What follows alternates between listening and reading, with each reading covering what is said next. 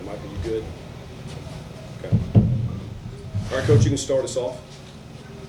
All right, so good road win, 40-6, ACC opponent.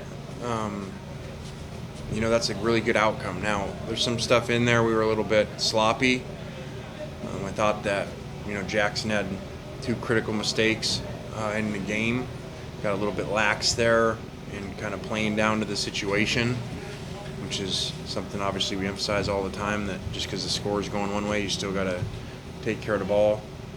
And I thought the snap over our head early was obviously a big momentum play, or else it seemed like we were kind of headed towards an early blowout. So excited the way the guys played. Thought we played really good run defense against a good offense. That team's got good players and good back, good quarterback and receivers. So too many penalties, too many holdings on defense, critical ones. I mean, that 4th down stop, I think, 2 turnovers called back, I think, with penalties. So got a lot. It's good. This would have been another, 60-point win or something. Probably wouldn't have their attention. So it's good for us to have stuff to clean up. And again, they've done a great job here of winning a lot of games at home against a lot of ranked teams. So this was a big challenge for us. I thought our guys came motivated, good energy early on. We talked to them during the week about this. Last time they get to play these guys during the week, called over, and John Curry said we're not playing next year and bought out of the game. So I thought that was a good message for our players, that somebody willing to pay money not to play them. Says a lot of where our program is right now. Questions? You held them to 5 rushing yards in the first half. It was like 40-something total, about 4 or 5 sacks. Just how dominant was the defensive front? How much of a difference is that for your team this year as opposed to a year ago? Completely different than any time we've been here. Obviously, that was, since the Georgia game, that was a priority.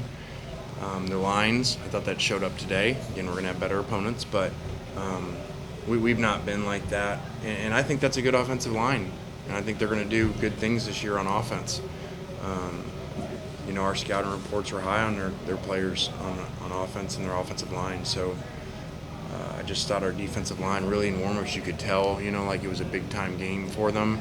Just really challenged them not to give into the, atmosphere that obviously was kind of dead today, and play their game.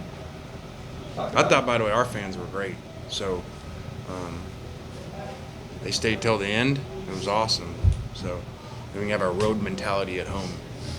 It's your first road game. You guys had a little bit of adversity, but you ended up winning still by 34. What you learn about your team in a game like this?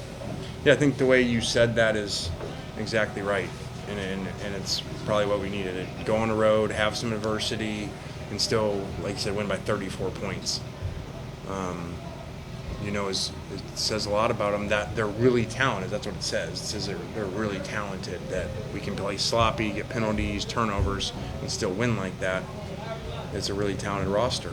Now we got to not have the critical penalties on defense and the 2 turnovers, and really Jackson's penalty with the helmet, probably cost us 4 points. We still got to go for it on 4th and 1, but our analytics have been good on 4th and 1, obviously, with JJ. Lane, following up on that penalty that Jackson got, did you ask for a review? What was the process through that? Because it looked like it was close to the score. Yeah, I kind of thought there was potential targeting there, and then I called timeout so we could look at it longer, and then did not challenge it, just because the officials told me they'd looked at it and don't think there was anything there with it. So they probably made the right call. Lane, a lot of times coaches will defer after winning the coin toss. You took the ball and you guys went right down the field. I mean, talk about the thinking behind that. Why'd you take the ball and why'd you want the ball first? Yeah, I don't even know if we won the toss. So we just don't even discuss that, because our players know we don't defer. It's not really what our program's about. So I thought I heard coming out that they won and deferred, but whatever. We usually start with the ball all the time. I think that there's only been 2 times we didn't start with the ball since Golding's been here, because we reviewed that yesterday. So whatever that is, 12, 13, 16 games, we've started with the ball, 14 of them. Talking about the Because Golding wants to start on defense, and so we have that conversation every Friday, and he doesn't win. talking about the defensive line, I saw part it off. Does it feel like a short-term, long-term thing with Jared, or is it? Yeah, I really don't know. His body language seems short term, but I don't know. Coach, talk about your quarterback tonight. What do you like about him, and what does he need to do to get ready for next week? Yeah, I didn't like his interception. Didn't like his penalty. Those were critical plays, and I mean, I saw that coming on the interception too. He just got too casual in the moment that I can just make any throw and anything's going to go my way. And it's college football, you know, like it's an ACC team. You can't do that. Actually said it to his helmet right after the play was over.